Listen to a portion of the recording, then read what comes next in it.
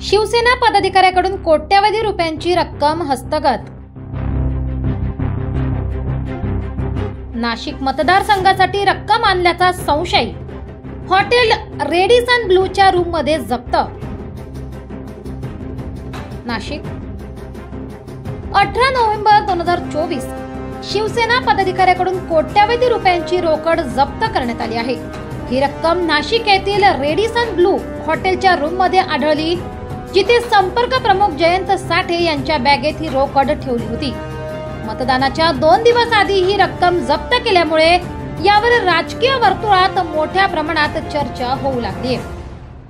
प्राप्त माहितीनुसार संबंधित पदाधिकारी हे नाशिकमधील एका विशिष्ट मतदारसंघासाठी जास्त मतदान सुनिश्चित करण्याच्या हेतूने पैसे आणल्याचे सांगितले जात आहे। हे पैसे वाजवी कारणांसाठी आले असल्याचा दावा केला जात असला तरी सत्ताधारी आणि विरोधक यांच्यात यावर तीव्र वाद सुरू झाला आहे। याबाबत अधिक तपास सुरू आहे। संबंधित व्यक्तींच्या हॉटेल रूम मध्ये ही मोठी रक्कम सापडल्याने प्रशासनात खळबळ माजली आहे। यावर पोलिसांनी सांगितले की या प्रकरणाची सखोल चौकशी केली जात आहे आणि जर कोणत्याही प्रकारचा निवडणूक प्रक्रियेत हस्तक्षेप किंवा अपप्रवृत्ती झाल्यास त्यावर त्वरित कारवाई केली जाईल। अशा प्रकारच्या आरोपांची पुनरावृत्ती झाली आहे, ज्यात निधी हस्तांतरणासाठी वापरले जात असल्याचा आरोप करण्यात आला आहे। तथापि यावेळी निवडणूक आयोगानेही या प्रकाराची गंभीर दखल घेतली आहे आणि त्यांनी राज्यातील सर्व निवडणूक प्राधिकरणांना सूचना दिल्या आहेत की अशा प्रकारच्या प्रकरणांचा तपास उच्चस्तरीय पातळीवर व्हावा। शिवसेना गटाच्या प्रतिक्रिया। शिवसेना एकनाथ शिंदे गटाने या आरोपांना खंडन केले आहे आणि त्यांचा दावा आहे की हे पैसे निवडणुकीच्या कामासाठी नियमित निधी आहेत। गटाचे प्रवक्ते म्हणाले की ही प्रकरण निवडणुकीतील एक सामान्य प्रक्रिया आहे आणि त्यावर कोणत्याही प्रकारचा आरोप करण्याचा प्रयत्न निराधार आहे। तथापि या प्रकरणी सार्वजनिक प्रतिक्रियांचा वर्षाव सुरू असून स्थानिक नेत्यांनी या घटनेचा अत्यंत गांभीर्याने तपास करण्याची मागणी केली आहे। निवडणूक आयोगाची भूमिका। निवडणूक आयोगाने या प्रकरणी कठोर कार्यवाहीची ग्वाही दिली आहे। आयोगाच्या एका वरिष्ठ अधिकाऱ्याने सांगितले की आम्ही सर्व परिस्थितींचा सखोल तपास करणार आहोत।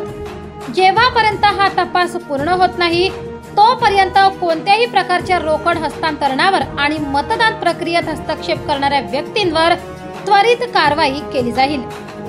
नाशिक मधील आगामी विधानसभा निवडणुकीच्या पार्श्वभूमीवर ही घटना राजकीय वर्तुळात मोठा घमासान निर्माण करणार आहे। असा कुठल्याही प्रकारे प्रथमतः मी माझे जे वरिष्ठ होते त्यांनी मला फोन करून काही कामानिमित्त बोलवलं होतं की इथं CCTV कॅमेरा बघून घ्या।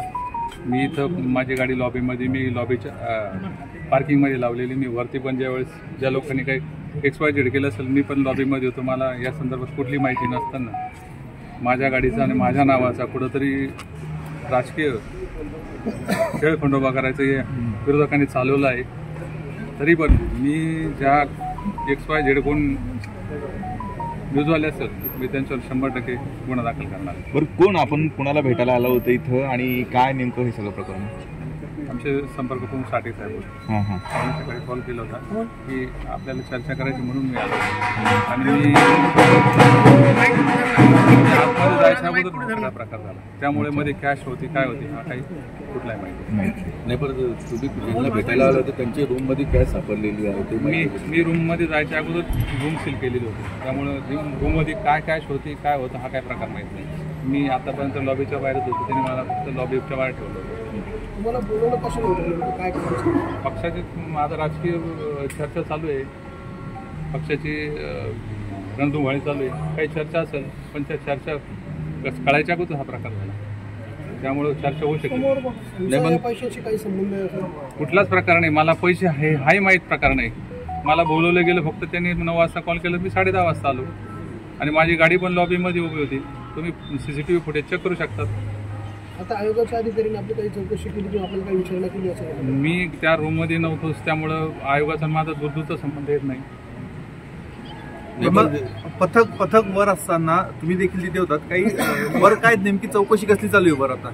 वर ते रूम सील केल्यामुळं काही लक्षात आलं नाही, मध्ये काय केलं काय नाही हा काही प्रकार माहितीच मिळाले. सील कोणी केलं रूम डिपार्टमेंट आणि भरारी पथक त्यांनी सील केलं होतं. काय प्रकार काय, कारण बरेचसे लोक येत होते आणि इथं हॉटेलमध्ये लग्न असल्यामुळे भरपूर ओरडत होतं, त्यामुळे त्यांनी दरवाजा लावून होतो. तुमची गाडी आहे हे कसं समोर आलं नेमकं? मी यंत्रणेला कसं लक्षात? यंत्रणेला नाही, मी जेव्हा यंत्रणेने इथं लॉबीमध्ये आलेल्या फोटो शूटिंग काढून घेतली. मी जेव्हा मला घरून फोन आले की आपली गाडी प्युअर आले, हा काय प्रकार आहे म्हणून मी कॉल केल्यानंतर मला कळाले की एक व्यक्ती राजकीय षडयंत्र असेल, काही आर्थिक देवाणघेवाण असेल, माझा गाडीचा वापर करून, माझ्या नावाचा वापर करून कुठंतरी माझ्या नावाचं बदनामी करायचं काम चालू आहे. नाही, पण तुम्हाला तो फोन करून बोलवलं होतं, तुम्ही इथे आले होते ना पॅसेजमध्ये. हो, पण गाडीचा माझा वापर जो केला तर मी गाडीचं काही सापडलं नाही. कॅच जी होती ते कुठं सापडली, काय सापडली तुम्हाला माहिती, परंतु माझा आणि त्या कॅचचा आणि माझ्या गाडीचाही काही संबंध नाही.